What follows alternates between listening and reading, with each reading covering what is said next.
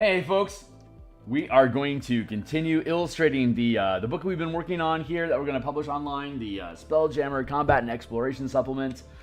Give me a second here to check my signals, make sure I'm coming through clear. I'll go through my intro spiel, and then we'll get to work for a while. So hold on real quick here, just checking signal here, blah blah blah blah blah blah. Hold on real quick here, just checking signal here, blah blah blah blah blah blah blah blah. Yep, that sounds like me. All right, cool. Grab that up here, and let's start posting out, and we will do our intro spiel here. So hey, my name is Phil Kearney. I create role-playing games. I illustrate them and then publish them online. I've been focusing my attention for the past number of years on Dungeons & Dragons 5th edition. There are a slew of links in the description down below of work that I've previously produced. The stuff that I post on DMsGuild is always 100% free previews. So if you're here for the artwork and the pixels, you can check out those books. There's probably about 150 different illustrations for you to check out across them. If you are here strictly for D&D stuff, ideas, blah-de-blah, all the stuff that I play is meant for use from level 1 to 20. I typically run campaigns from level 1 to 20 in about 250 hours and start a new campaign over again with my teams. So, the stuff I use at my own home table. I use them at every tier of play. They have stuff that's facing both DM and player, lots of tokens, maps, and extra assets for those that pick it up. So if you think this stuff is cool, go ahead and try using it. If you're a believer and you want to help support the channel, then you can consider making a couple purchases to go from sampling to supporting. Other ways to support, here on Twitter, at Phil Kearney. I always post when I go live so you can get notifications of when I'm up and running, like in today.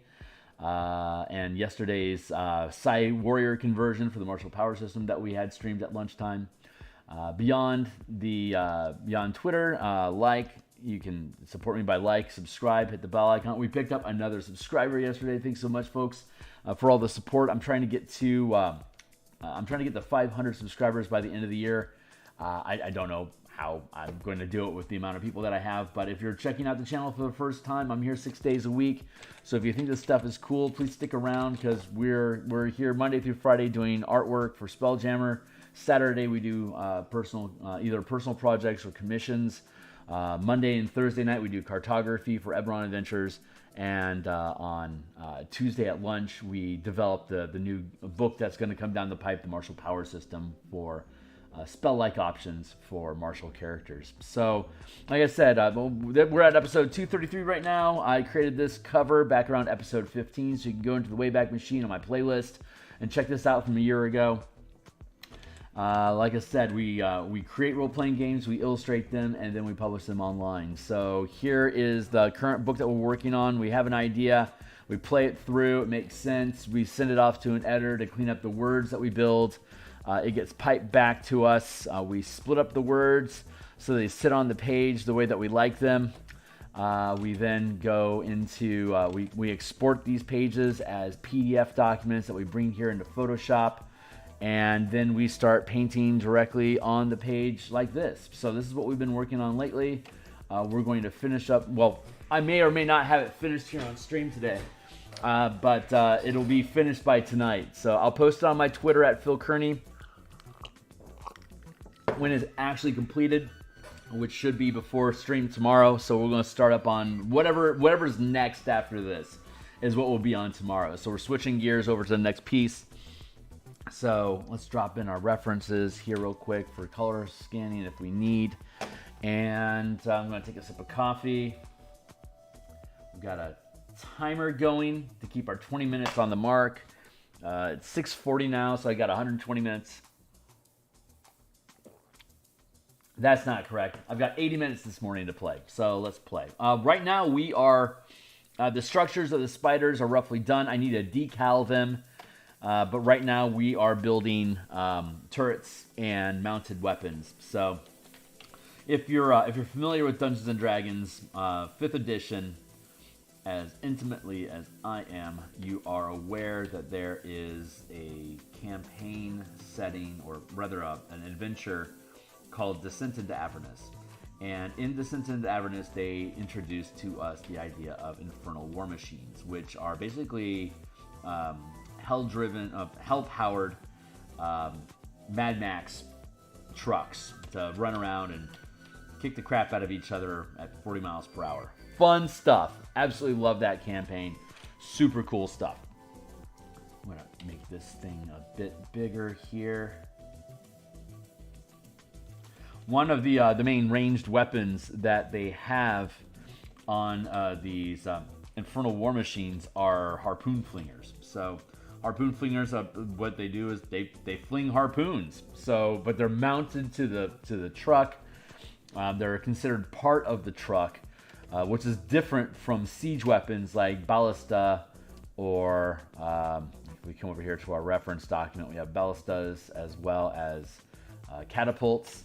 Catapults, ballistas, these are siege weapons which are brought on board and placed on your craft, on your vessel, and your ship. There's crafts which are smaller, 50 feet or smaller, and then there's vessels which are larger than 50 feet, typically up to 500 feet.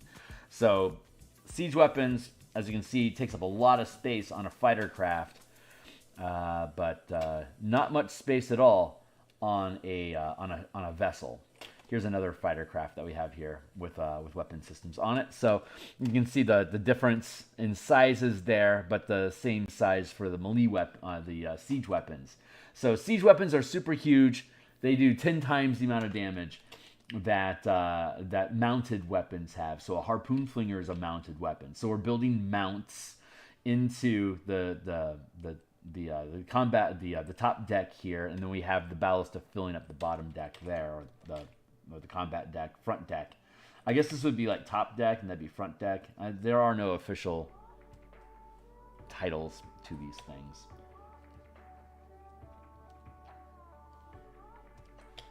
But we are coming along here, so I'm just going to keep punching through stuff. So we need to finish out the weapons here. Then we need to put weapons up here. We need crew here and crew here. Then we need to make decals, these little decals or little structural things here.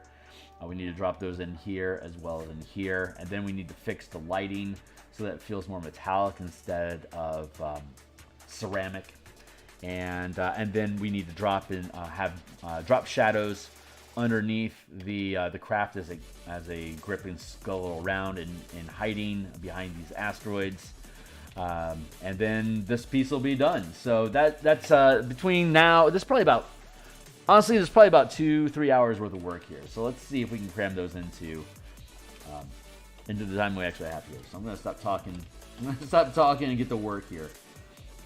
But we still have, I want to say we still have like 8 more illustrations to finish, which is dreadful. But we also have a bunch of maps that we need to finish that aren't like illustrations; they're just diagrams and like schematics and technical stuff. So, but we are definitely in the final pipe here to getting this thing published. Thank gods, because I am damn near ready to have this thing out and in the wild, as it were.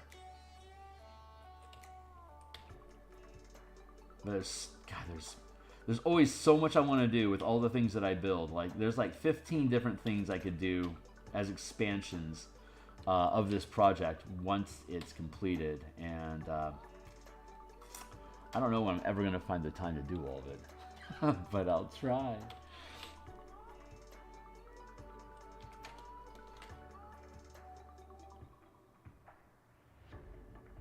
So let's do that. And then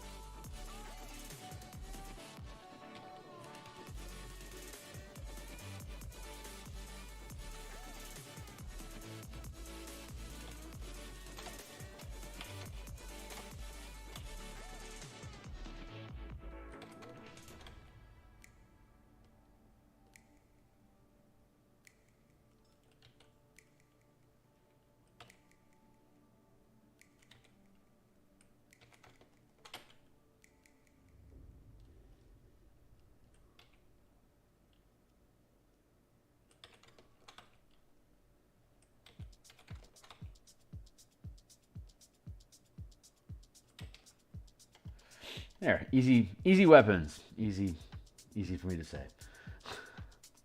There, and then let's create crew.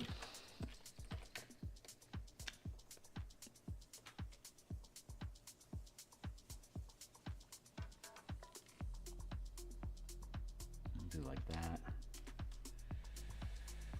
We're gonna put the crew. Yeah, let's keep the crew there.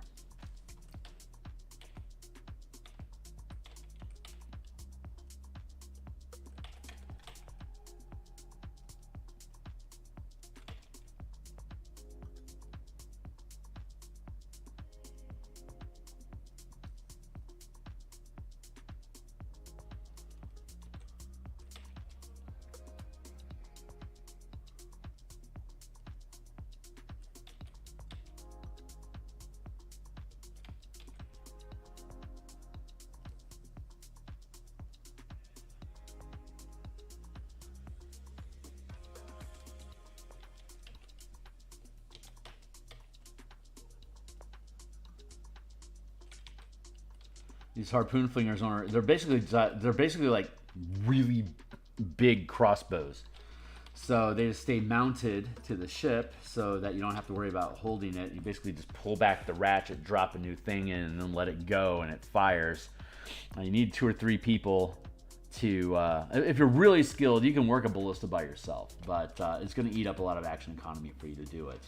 If you have a crew, 3 people is all it takes. But if they're skilled, you could have 2 people doing it, and that, of course, is reflected in the reload, the reload mechanic that we developed for this game, which is like which is in 5th edition. There's these there's recharge mechanics. Like if a dragon breathes fire, you'll roll a 6-sided die, and on a 6, the dragon's breath weapon will reconstitute, and it can breathe, it can breathe fire again. So depending on when you roll that 6 on the 6-sided die, determines how frequently the dragon is going to breathe fire. Similarly, when the siege weapons have reload scores, which are similar to recharge rolls. So one of the variant mechanics that's introduced into 5e Dungeons and Dragons is called proficiency dice. So a proficiency die is, hold on real quick, let me go. I think I got a color.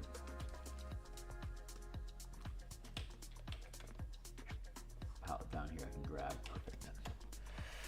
So depending, like when you start, your character's career starts, they start with a +2 bonus to their proficient. Like if they're proficient with something, you'll roll a 20-sided die, and then if you're proficient with something, you get a +2 to the die roll, and you'll have a target number that you're trying to hit. Like maybe shooting, like these weapons, maybe the armor, like maybe I have to roll a 15 or higher to hit this galleon that's floating through. There's some obstacles in the way. Maybe that gives it like half cover, so it increases that score again to like from 15 to 17, right?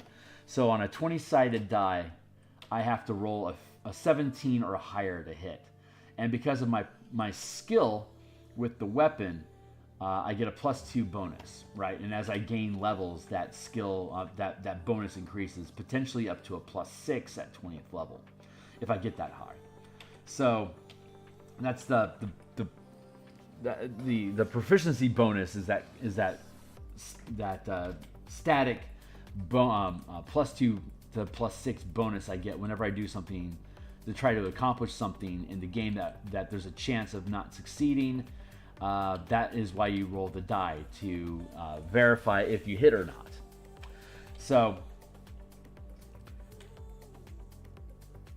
adjustments here. Okay, so there's a variant mechanic called a proficiency die. So the proficiency bonus scales from 2 to 6. So 2, 3, 4, 5, 6 across five tiers of play, for lack of a better word, or bands. And hold on, I'm looking for. That'll do.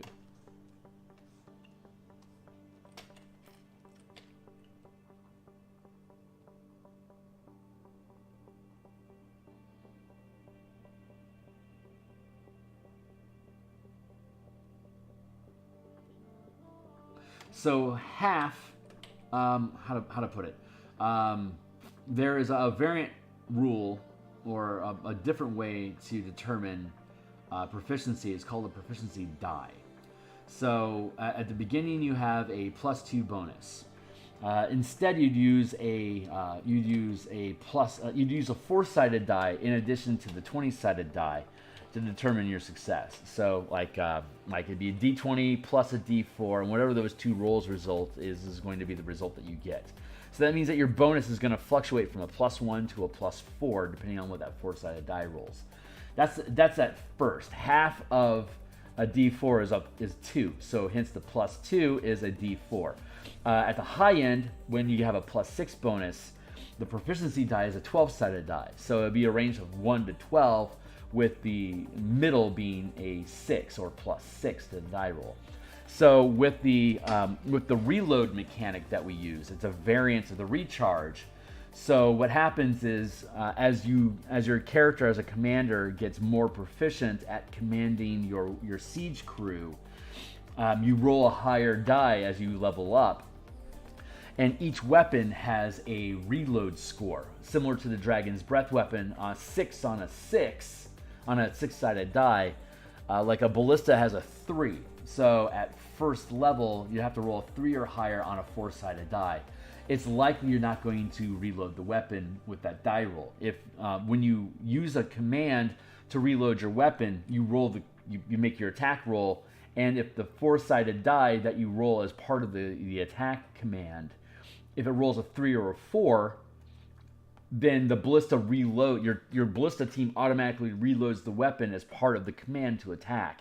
If the score is 1 or a 2, they aren't able to move fast enough to automatically reload the weapon to fire again with another command. Your character could have anywhere from, if they use up all their action economy, they could have anywhere from 2 to 5 commands to attack per round. And as you gain levels, you have more commands that you can issue per turn. And it becomes easier for you to automatically reload your weapon as you level up. Larger weapons that deal more damage have higher reload scores. So like ballistas are the simplest with a reload score of 3. Catapults have a 5 but deal more damage. Trebuchet deal even more damage and have an even higher command score. And then you get up into massive cannons that deal 10 times the amount of damage that a ballista can do, but also has a reload score of 10. So the chances of you being able to reload, you're going to have to be a D10 or a D12 die. Otherwise, your die is going to have to be a 10-sided die or a 12-sided die. Otherwise, you're automatically going to fail at reloading that cannon. So it eats up your action economy to be able to load and fire weapons. Yeah, so that's the gist of how that stuff works. So we depict crew members here on the ship to that your character is commanding to take these actions. Anyway, so that's how it works. Bob's your uncle. Going to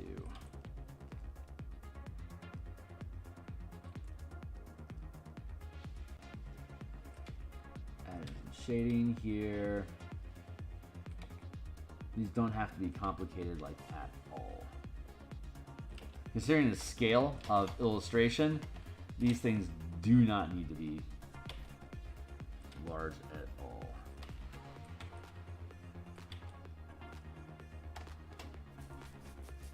I'm just dropping some color in. Gives an opportunity to take a look at some folks.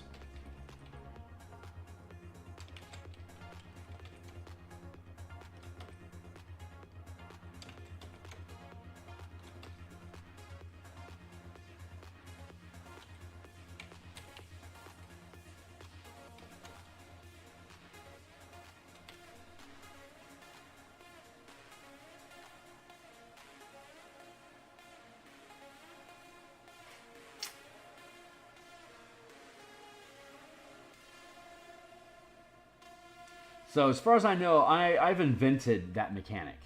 I don't think that mechanic exists anywhere else inside of the game, inside of any games. Honestly, I could be wrong. There could be an obscure role-playing game out there somewhere else that uses a similar mechanic. But if they do, I'm not aware of it. So I can go ahead and claim ownership of that for now. But it's a really useful, really useful mechanic that comes in handy. That can be applied to more than just weapon systems. You can use it in my mass combat system when you're commanding multiple troops. You can use it as a way of providing really powerful attacks for characters that you don't want them to have immediate use of, or if you don't want to have a resource that they have to spend to make an attack, then having a recharge die like that. Like if I have a thundering strike that I deal. When I hit you with my hammer, it deals. It causes like a thunderclap, right? That blows opponents back and deafens them, for instance. That's a cool idea. But maybe I don't necessarily want your character just to be able to do that at will. But I also don't want to limit how many times I can do it per day. Like I don't want to have a point system that like you only do that 5 times a day. I don't necessarily want to do that. So what I could do instead is have a recharge score, like doing a thundering strike like that may take, might have a recharge of 3. So and then I've got my D4 at low levels. So maybe I'll be able to do it this round, maybe I won't. It's on cooldown until my attack rolls roll high enough to recharge anything that's basically in weight.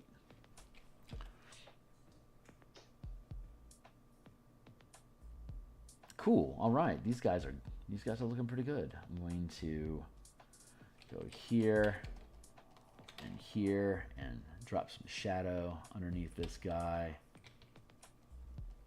Keep these things grounded in reality.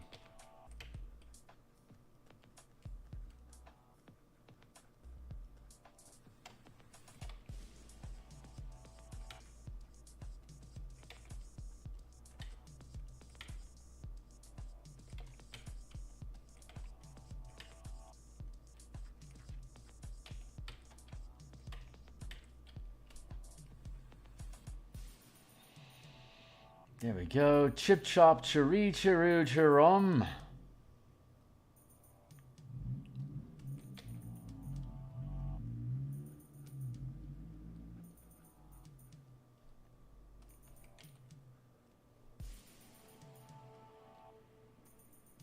Where's that coming from?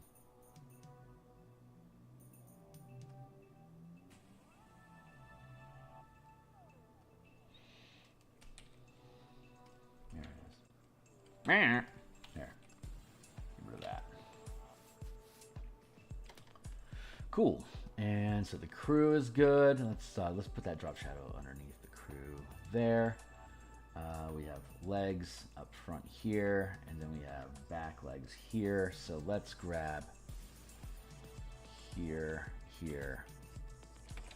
back legs. Keep all of our shit straight. Front legs. There we go.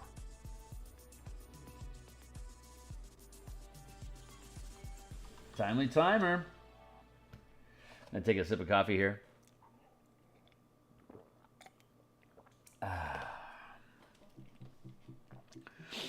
So we're here 6 days a week.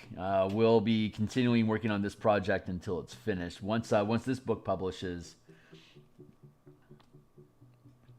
we'll then, hold on, where is this at?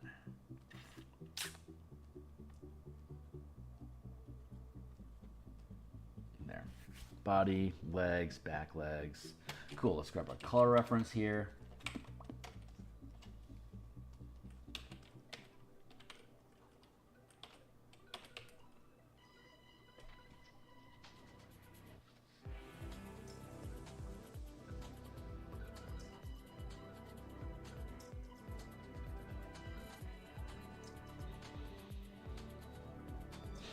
Hold on. What the hell is going on? Oh, Wrong machine. Right.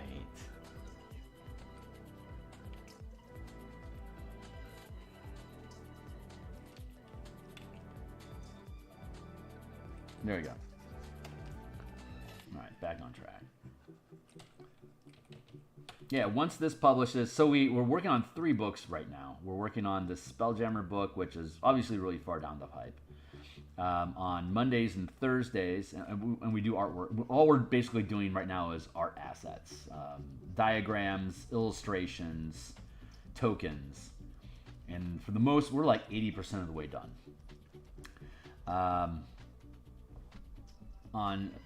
So we do this every morning as well as in the evenings when I'm off camera.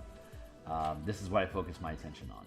On Mondays and Thursdays is the Eberron adventure. Eberron is a world that is for characters to run around in for Dungeons & Dragons. It's made by the same company that creates the game. It is a native setting to Dungeons & Dragons. It was created back in around 2005. It's got a real pulp noir sort of Indiana Jones vibe to it, but it's a fantasy magic setting. So it's super fun.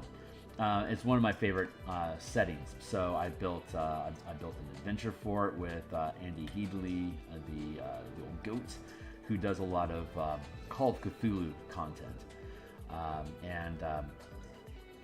so fun guy to work with, and it's been a joy. So I do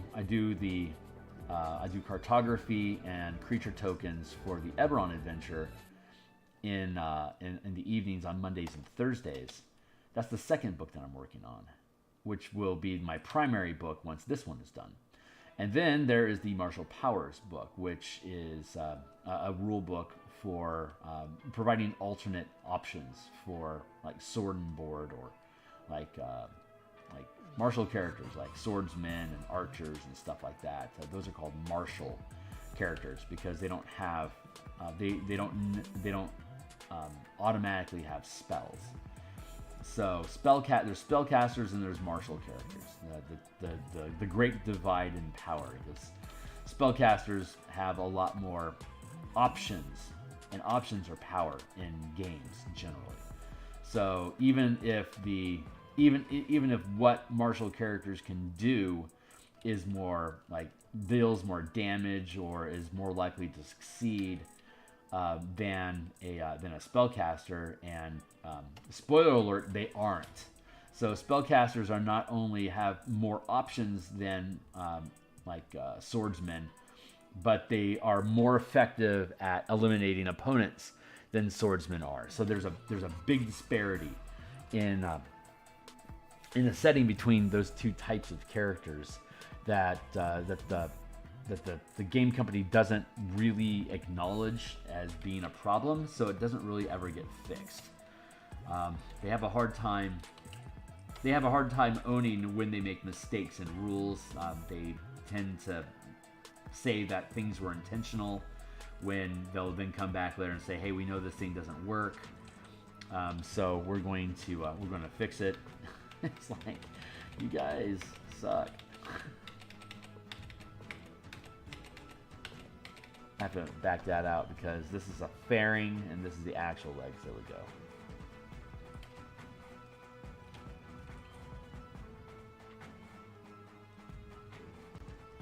Like, I make mistakes all the time, and I own them as fast as I can so that I can fix the problem.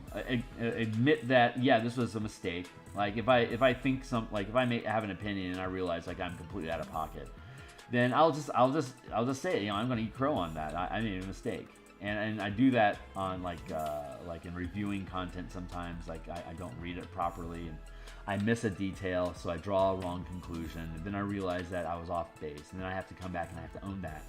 But that's integrity. You know, you want to have that integrity, and integrity builds trust that when you're off base that you'll own it and fix it. That's what people want. They want you to do your best, and when you fail, own that you failed, and then try to do whatever it is that you need to do to get back on track. When corporations generally don't like to admit they make mistakes, especially if they're a publicly traded company, because they think it's going to cause them to lose stock share and revenue. So it's hard to get an honest answer from a publicly traded company. And Wizards, a subsidiary of Hasbro, is a publicly traded company and can't be trusted. It's unfortunate that they currently have ownership of Dungeons and Dragons, because I love all the Dungeons and Dragons has been around since the 70s, but Wizards of the Coast has only owned Dungeons and Dragons since about 1998, I think. They bought it from the original creators because the original company went bankrupt. They gave us so much content. They produced so much value for us. They literally drove themselves into bankruptcy doing it, and that's really sad. But it is what it is. That's how it shook out. So Wizards had been, I guess you can call them better, stewards of the game, because they haven't driven themselves out of business yet. I mean, so you got that going for you guys. Hold on real quick. I need to open up the up and get into the spider here, and fairings, legs. Let's build this as front legs.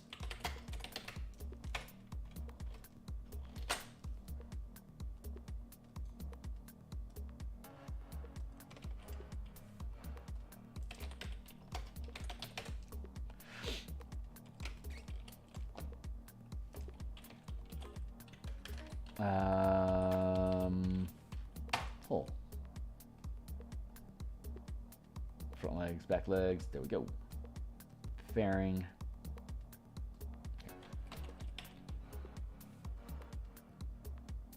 So the biggest problem with the swordsmen, the martial characters, is that they aren't as effective, they aren't as competent as spellcasters, and they don't have as many options as spellcasters. Like a spellcaster has a whole, like wizards have a whole spell book that they collect all the spells that they know, and they can just pick which spells they learn each day. And so if you've got 40 spells in your book and you can learn 20 of them, then you can completely swap out your kit of abilities every time you study your book. While martial characters generally know how to swing a sword, and that's it. Maybe they can do something fancy with it, but for the most part they can't. So they're really basic. There really is almost no advantages that any martial type characters have over spellcasters. That's mainly because of poor design. But the two components that make it poor design is the lack of options and the lack of the lack of effectiveness. So second here. There we go. So the third book that I'm working on, which is currently I only stream on Tuesdays currently. It's called Martial Powers, which instead of spell casting, martial characters basically get like intuitive,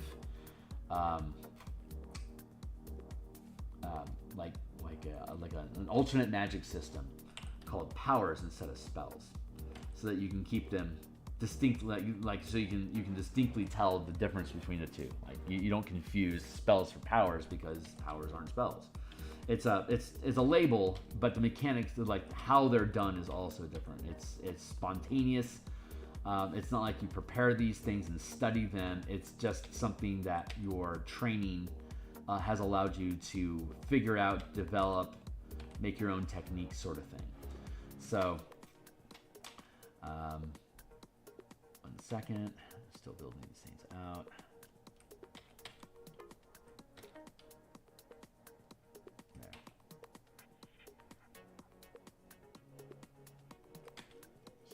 Here.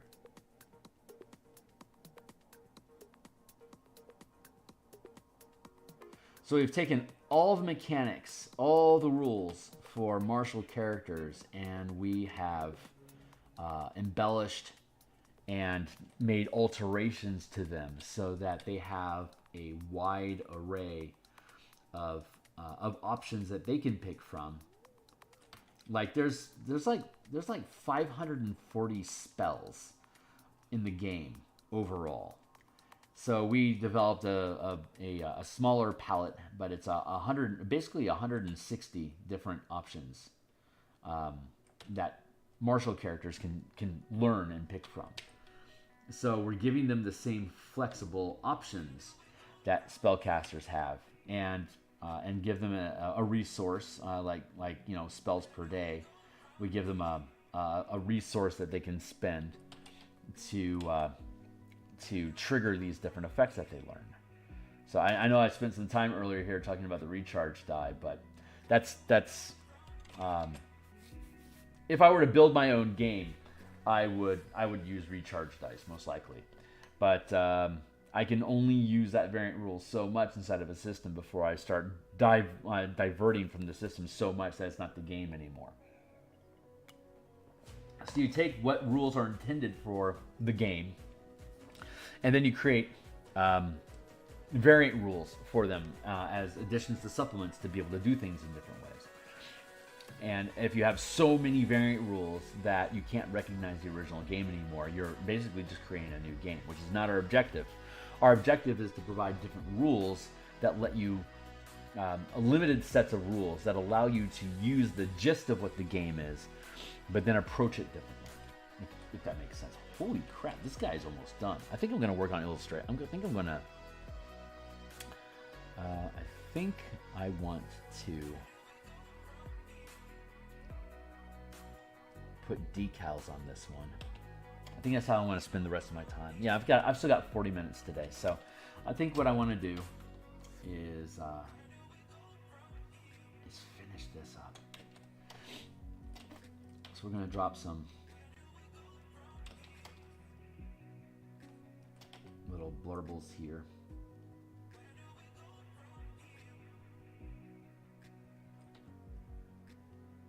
Create those cool little decals that we have.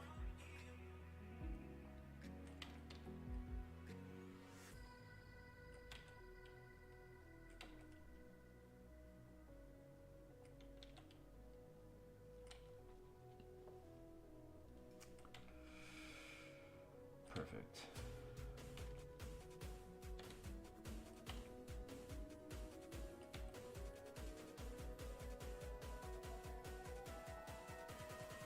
So that's what I do on Tuesdays, and we're still writing the rules to that. So on Tuesday, when I'm on stream, I'm literally just writing the rules to these new ideas.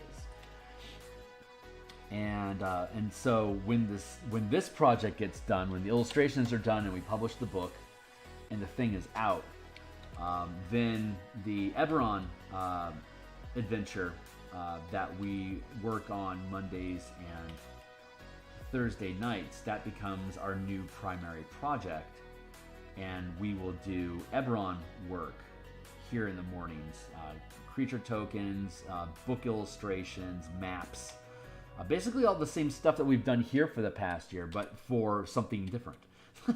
Basically, and then from there, the Martial Powers book that I've been talking about that we do on Tuesdays, that will move forward, and we'll have that on Mondays and Thursday nights. And Saturdays, I work on either commissions that I've been hired to freelance and produce, or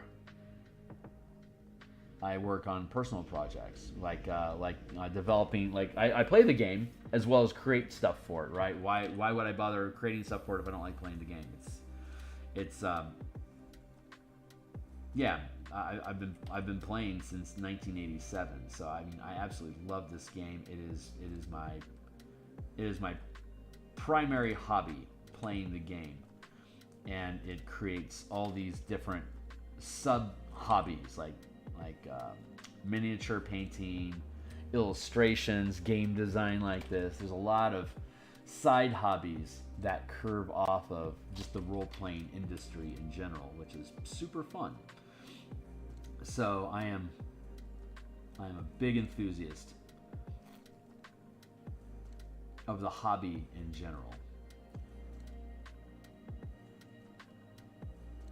So I build these things, and I have to test them to make sure that they work as intended for me to publish them and expect people to purchase them. So that means I have to test them, which means I need to play the game using these rules, which is called playtesting, which anyone familiar with video game development is probably familiar with that concept. Some people develop options for role-playing games without testing them. If they're so simple that you don't need to test them, like if you make a new type of weapon, you don't really have to test if that weapon works.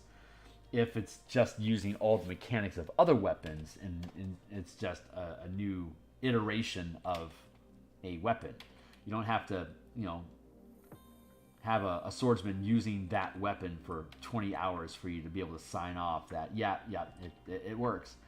That's just not necessary.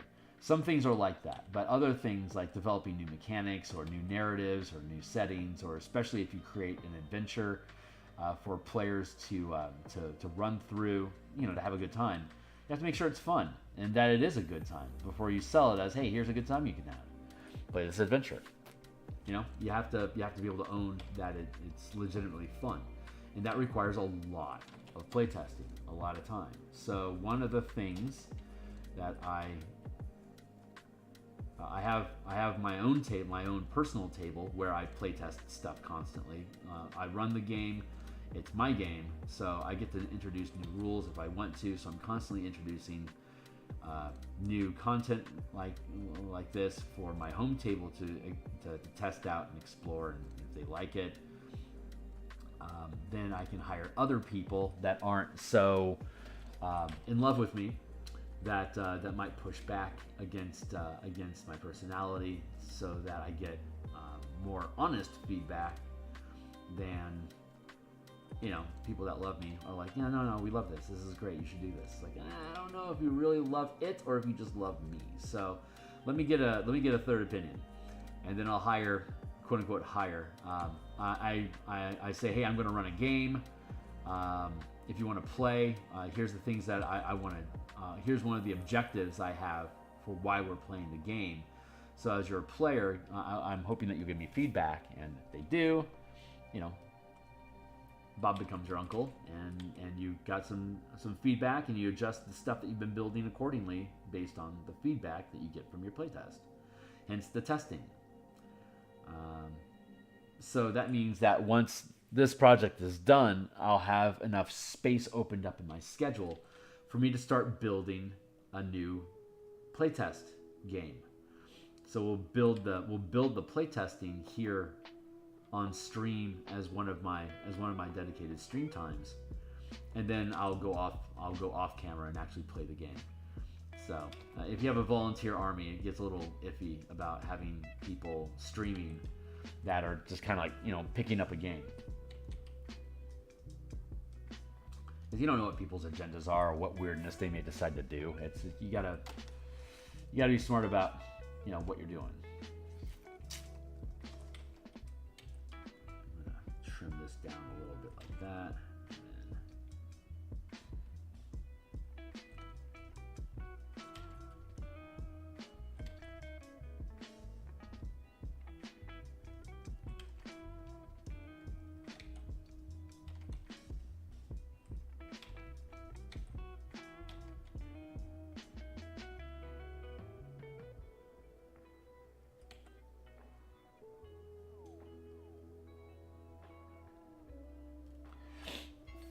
Hey, timely timer. Keep it up.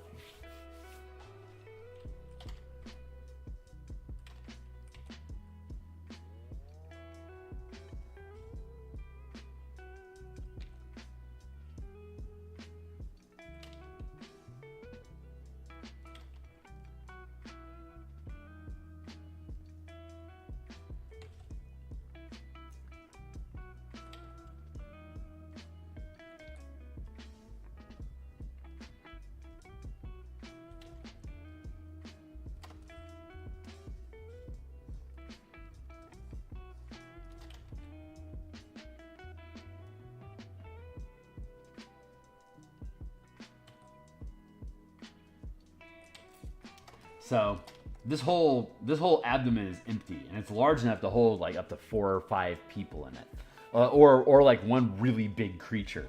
So it's this is like a boarding. This is like a boarding craft or like a raiding vessel. So you can have this like you can have something like this fly over, land on somebody's deck, right, and then just like dump its abdomen out with a bunch of people come out of the back of it and start laying into crew and whatever and take over the ship. They're pirates. This is a pirate craft. It's a marine combat vessel or craft. Fighter craft. It's got a lot of weapons. It's highly maneuverable. It has both flight and crawling. So like it can chase people into like a cave, for instance. It can crawl into a cave after you. It's a 40-foot thing overall, but it can squeeze down to half its size. So it can accommodate, like you can see here. It's 1, 2, 3, 4. It's each of these squares is 5 feet. So this is a 20-foot wide. 5, 10, 15, 20, 25, 30. It's technically only 20 by 30 is the body. So if the cave is at least 20 feet wide, this thing can crawl its way in after you and still be firing guns at you while you do it.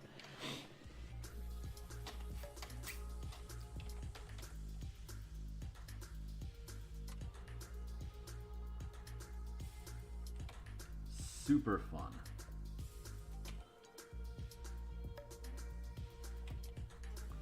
When Wizards of the Coast created this setting, well, they didn't create this setting. They inherited it from the previous company, TSR, Tactical Simulator. What does it stand for? Tactical Simulations and something. I forget what the R stands for. Anyway. Doesn't matter, they're out of business now.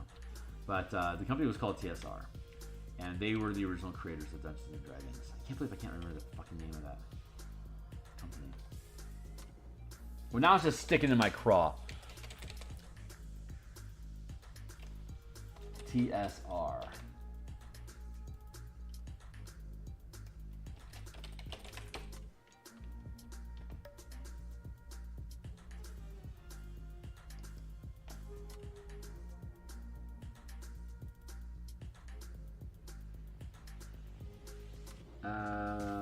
What is TSR? Tactical Studies Rules. Thank you. Jesus.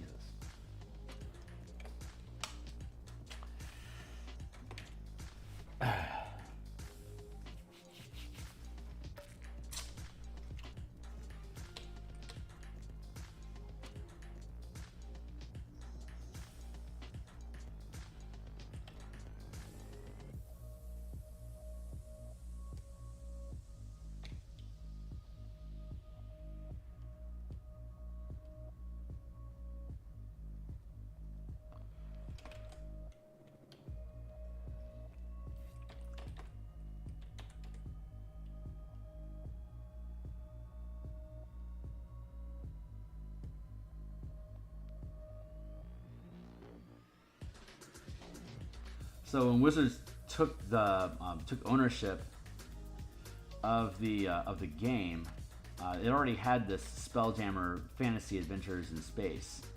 That was something that TSR had developed, and then Wizards took ownership of it, and they've been basically rebranding and representing these things for people to use with new rules, because they created new rules for a new edition of the game. We're currently in the 5th edition, which is technically, let's see, there's the original box sets, 1st edition, 2nd edition. There was original Dungeons and Dragons, and then there's Advanced Dungeons and Dragons, and then there was Advanced Dungeons and Dragons 2nd edition, and then there was Dungeons and Dragons, which is typically called 3rd edition. And then there was a 4th edition. And now we're in 5th edition, but it's technically the 6th edition because AD&D. There was Dungeons and Dragons, and then there was 3rd edition because the first AD&D, the second AD&D. Anyway, it's, yeah, box sets, 1st edition, 2nd edition, which are generally ignored. And then there's 3rd edition, which is weird. And then there's 4th edition, and then there's 5th edition. So technically, 5th edition is the 4th version of the original box set game, but with Advanced Dungeons and Dragons and then Advanced Dungeons and Dragons 2nd edition. The 5th edition is actually the 6th version of the game overall. So 5th edition is never accurate, but it's what it's called. Confusing? Yeah, go ahead and be confused. That's fine.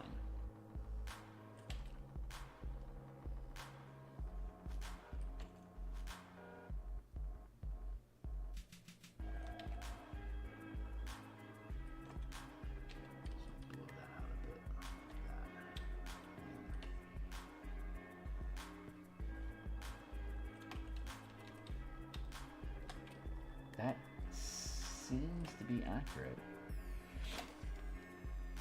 Oh, my decal's low. Okay, cool. So there is that, and then on top of that,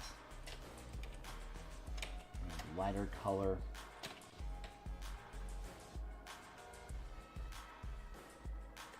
Here.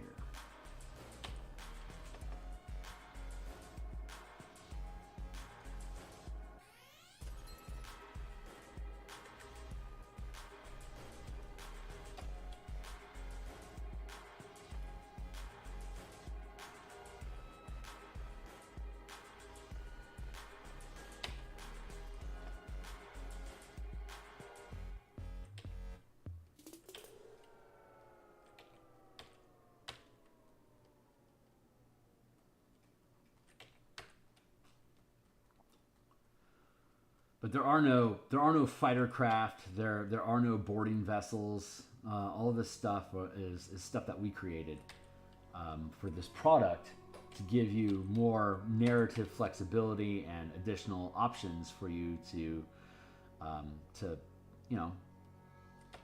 have pirates running around and attacking ships and stuff. Wizards is famously light on content. Like they provide bare bones mechanics and narrative for stuff. The pitch is we don't want to get in the way of you building your own games, but the audience clearly desires more more content. They want more rules. They want more adventures, stories, narrative. They want more in-depth because they're fans. Fans of the game is consuming. It's obsessive. So they always want more. And that's what drove TSR out of business. Their attempt to constantly provide more, and it led to really bad business decisions, which caused them to go bankrupt. It's like a Kickstarter project that the creators of the Kickstarter overpromise deliverables, and then they fail at doing it, and they end up instead of making money and having a seed to create the next Kickstarter, they instead bankrupt themselves. They have to end up spending ridiculous amounts of money to fulfill ridiculous promises, and they fail. So TSR kind of did the same thing. So Wizards has been a lot more conservative in the content that they produce, and that they just aren't producing as much of it. They're remaining conservative in the stuff that they are building. So considering how TSR sank themselves, I don't blame them for that, but it's not satisfying to the fan base. The fan base wants more. And even though all the narrative from TSR, like TSR had like 35 books for Spelljammer Adventures in Space. Like they really just dumped a ton, like novels, additional rules, maps, adventures, just tons and tons of content into Spelljammer. And that is what 50 to 60 year olds like me, that's what we remember, and a lot of them are angry that that depth of lore isn't available, so much that a lot of old school gamers just don't even play the content that Wizards produce. You don't need to. The rules are already out there. The games are complete as they are. you don't need to use a new edition if you don't want to. You can stick with the older editions and enjoy what you have. But there's never going to be more content.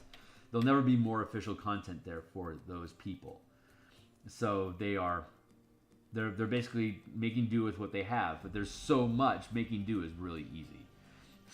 So it's hardly a burden for them to do that. Like, okay, that's a non-threat that I don't have to, use stuff that I don't respect. Like a lot of the really old guard just don't respect Wizards of the Coast at all. Don't respect what they're doing. Don't respect where they're trying to go. Don't respect what they've produced. Think that the content that they produce is trite and insufficient and in some cases insulting.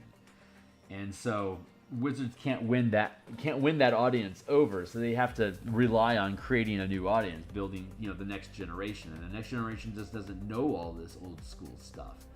So while Wizards owns all of this old material from TSR, they never reference it. They don't. They sell they sell it online. They gain profits off of it still. They just sell it through third-party producers instead of advertising it on their own, like on their own websites. They don't promote it. Hold on, I'm going to go through here. I've got this weird little tag in that little joint down there I need to fix, but I don't know. There it is. I didn't know what layer it was actually on for me to fix it. Wrong button. Let's try that again. There. Very good. Stitch that shut.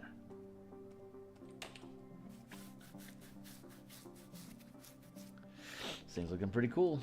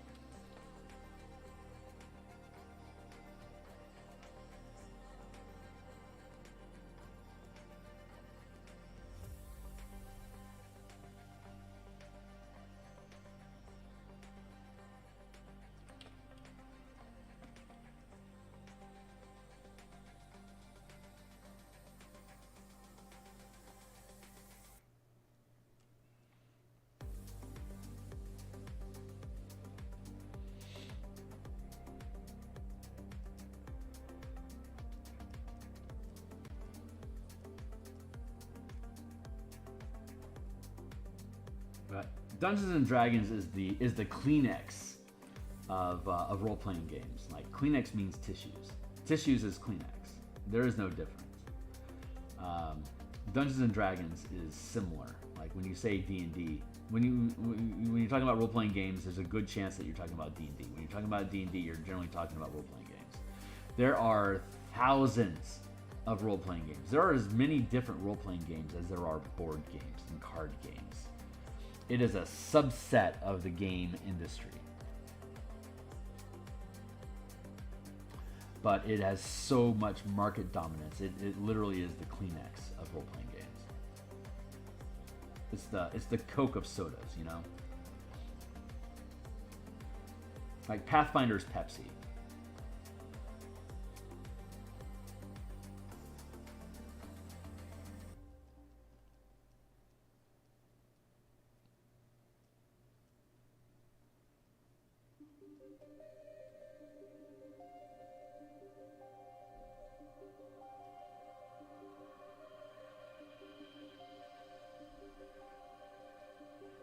I'll drink Pepsi on occasion. I don't mind drinking Pepsi when it's the only beverage that they offer, But I generally prefer Coke. D&D is the same way. I'd be willing to play Pathfinder if D&D wasn't if a team doesn't play D&D. But I prefer D&D. It's what I grew up drinking. It's what I prefer to have. And I mean, you can try Barq's root beer if you want. And it's generally good if you do. You know, hey, try a Barks, maybe you'll like it. But you know, if you want to go back and drink more Coke, then it's not like, you know, you should get shat on for that.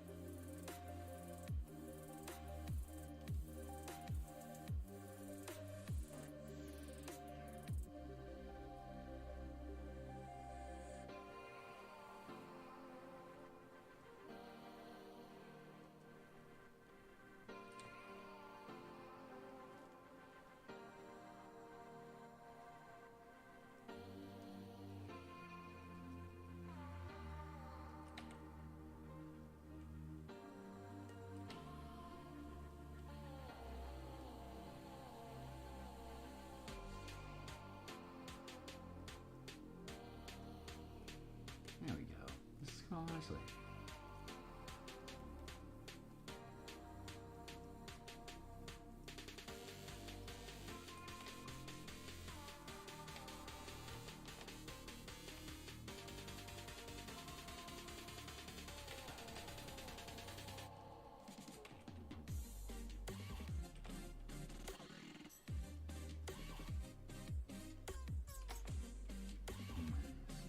Yep.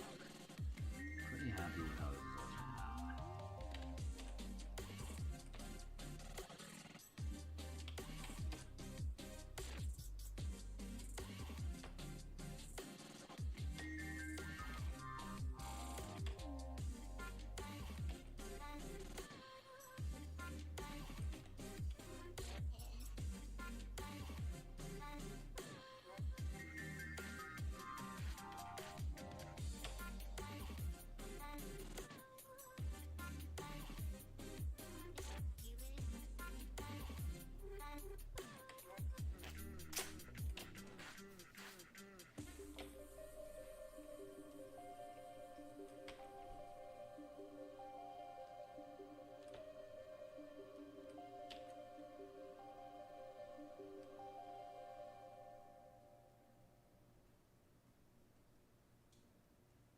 There we go. Our weapons back in.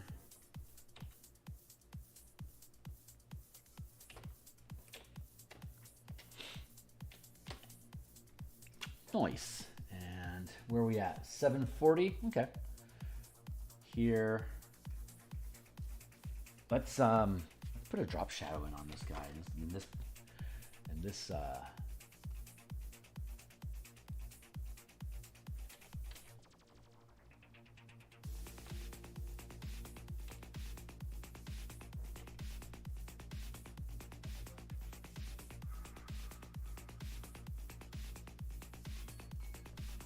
I hear you.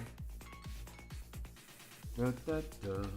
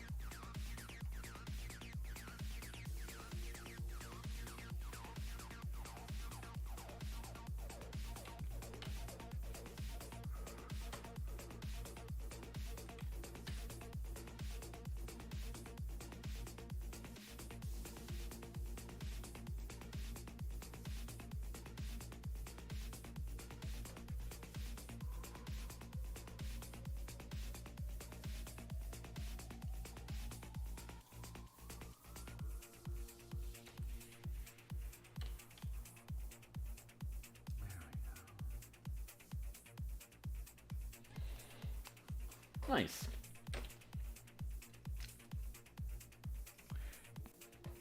Man, I'm really, really happy with how this is all turning out.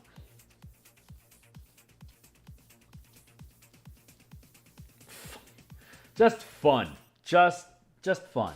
All right, so we've got about 18 minutes left. Unlikely I'm going to have that other spider done in the time that we have left. So I'm just going to go ahead and leave it here. And when we come back tomorrow, this will be done. When I finish this today, or maybe late tonight, depending on where my timing's at, I will post this. I'll post this on my Twitter. So I'm at Phil Kearney. I'm going to go ahead and cut stream for now. So if you thought this stuff was cool, if you like the conversation, if you like the artwork, I'm here 6 days a week, like I was talking about earlier.